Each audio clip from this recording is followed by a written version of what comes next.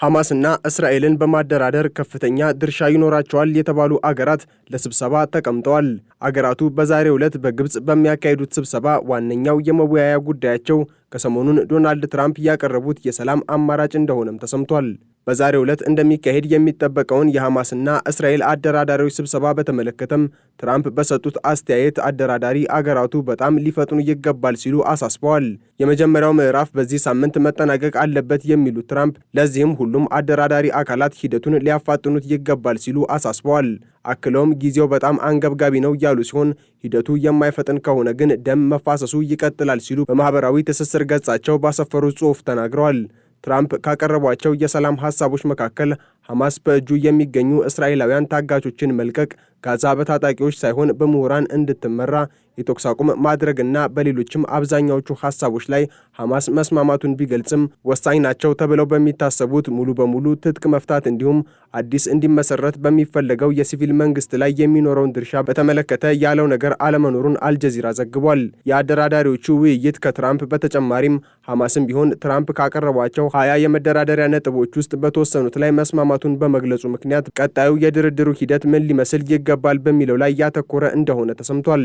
ዶናልድ ትራምፕ ያቀረቧቸው 20 የመደራደሪያ አማራጮች እንከን የለሽ እንደሆኑ መናገራቸው የሚታወስ ሲሆን ሐማስም ከ4 ቀናት ባልበለጠ ጊዜ ውስጥ መስማማቱን እንዲገልጽና ይህ የማይሆን ከሆነ ግን አስከፊ የሆነ መጨረሻው ይሆናል ብለው አስጠንቅቀው የነበረ ቢሆንም እስካሁን ግን ከአሜሪካ በኩል የተወሰደ እርምጃ የለም። በጋዛ ያሉ አሁናዊ ሁኔታዎችም የሚጠበቀው የሰላምና የተኩስ አቁም እንዲሁም የታጋቾች መለቀቅ እንዲሁ በቅርቡ የማይሆን አስመስለውታል። ምንም እንኳን ዋነኛው የሐማስ አመራሮች ባሳለፍነው ቅዳሜ ባወጣው መግለጫ በአብዛኛዎቹ የትራምፕ እቅዶች ላይ እንደሚስማማ ቢገልጽም በጋዛ የሚገኘው የሐማስ ክንፍ ግን እቅዱን በመቃወም መልእክት ያስተላለፈው ትራምፕ እቅዱን ይፋ ባደረጉት ማግስት ነበር። የዚህ ክንፍ ኃላፊ የሆኑት ኢዝ አልዲን አልሃዳይ የትራምፕና የኔታንያሁ እቅድ ሐማስን ማጥፋት ነው በማለት አጣጥለውታል። እቅዱ አስቀድሞ በእስራኤል ተቀባይነት ያገኘው ሐማስ ትጥቅ እንደሚፈታና ወደፊት ጋዛን በማስተዳደር ላይ ምንም አይነት ሚና እንደሌለው የሚደነግግ በመሆኑ ነው ሲሉ መናገራቸውን ቢቢሲ ዘግቧል።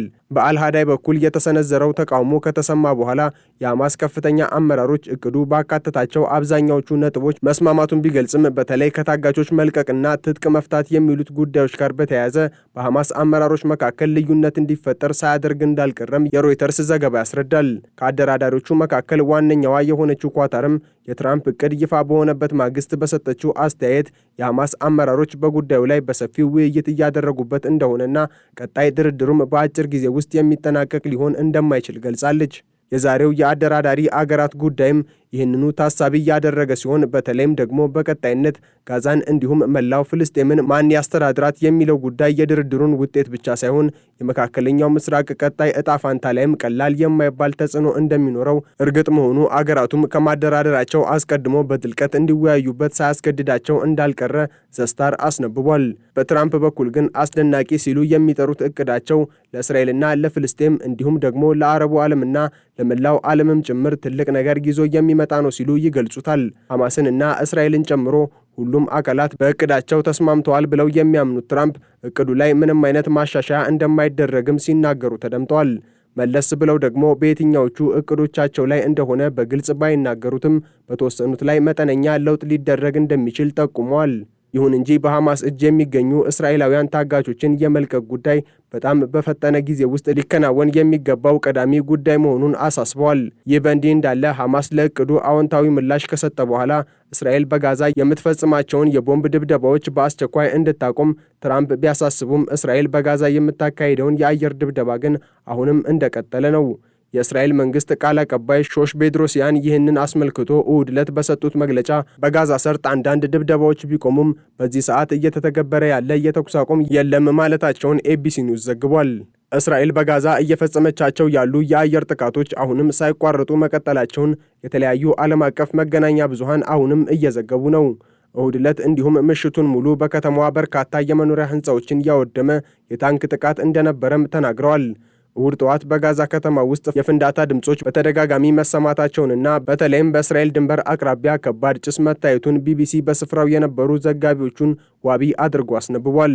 በሐማስ የሚመራው የጤና ሚኒስቴርም ባለፉት 24 ሰዓት ውስጥ በእስራኤል ጦር ጥቃት 65 ሰዎች መገደላቸውን አስታውቋል። ይህ አሁንም የቀጠለውን የእስራኤል ድብደባ በተመለከተ ከአሜሪካ ፕሬዝዳንት ዶናልድ ትራምፕ በተጨማሪም የውጭ ጉዳይ ሚኒስትሩ ማርኮ ሩቢዮ ጥቃቱ እንዲቆም እየጠየቁ ነው። በተለይም ደግሞ በትራምፕ እቅድ ውስጥ ቀዳሚውን ስፍራ የያዘው የእስራኤላውያን ታጋቾች መለቀቅ ጉዳይ እውን እንዲሆን እስራኤል የምትፈጽማቸው ድብደባዎች የግድ ሊቆሙ እንደሚገባ ሩቢዮ አሳስበዋል። የቦምብ ድብደባ እየተፈጸመ ታጋቾችን ማስለቀቅ አይቻልም ያሉት ሩቢዮ ይህ በእንዲህ እንዳለ ከአየር ድብደባው ባለፈ ሌሎችም በርካታ ጉዳዮች ቀድመው መፈታት እንደሚኖርባቸው ጠቁመዋል። ቢሆንም ግን አሜሪካ በተቻላት ፍጥነት ታጋቾች እንዲለቀቁ እንደምትሰራም ተናግረዋል። ባለ 20 ነጥቡ የትራምፕ የሰላም እቅድ ጦርነቱ በአስቸኳይ እንዲቆም በመቶዎች በሚቆጠሩ ፍልስጤማውያን ምትክ 48ቱ ታጋቾች እንዲለቀቁ የሚጠይቅ ነው።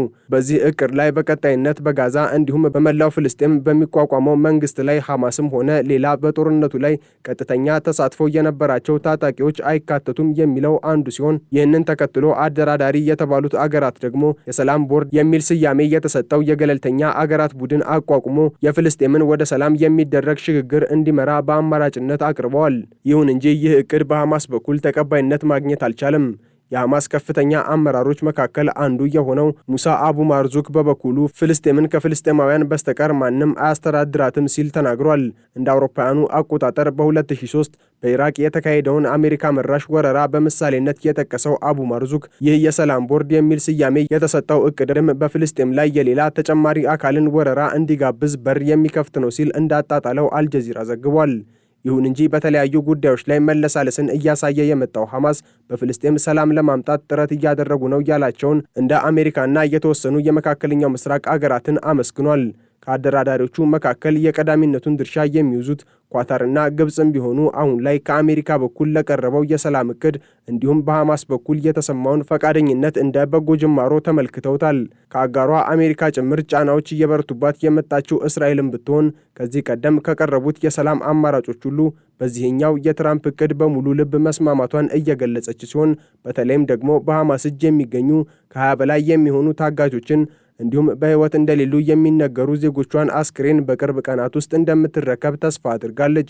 የእስራኤሉ ጠቅላይ ሚኒስትር ቤንያሚን ኔታንያሁም በጋዛ የታገቱ ዜጎች መለቀቃቸውን በመጪው ቀናት አሳውቃለሁ ብለው ተስፋ እንደሚያደርጉ ተናግረዋል።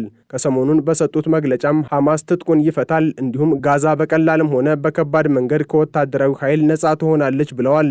በትራምፕ እቅድ መሰረት ሐማስ ታጋቾቹን የሚለቅ ከሆነ እስራኤል ደግሞ በምትኩ በእጇ የሚገኙ በመቶዎች የሚቆጠሩ ፍልስጤማውያንን መፍታት እንዲሁም በጋዛ የሚገኙ ወታደሮቿን ለማስወጣት መስማማት እንዳለባት ያስረዳል። ዓለም አቀፉ ማህበረሰብ በተለይም ደግሞ ምዕራባውያኑ አገራት እስካሁን ይዘውት የቆዩትን የፍልስጤምን ሉዓላዊ አገርነት እውቅና መስጠታቸው በትራምፕ በኩል በቀረበው የሰላም እቅድ ላይ ከሁለቱም ወገን በጎ ምላሽ ለማግኘቱ የራሱ አስተዋጽኦ ሳይኖረው እንዳልቀረ ዘ ኢንዲፔንደንት አስነብቧል።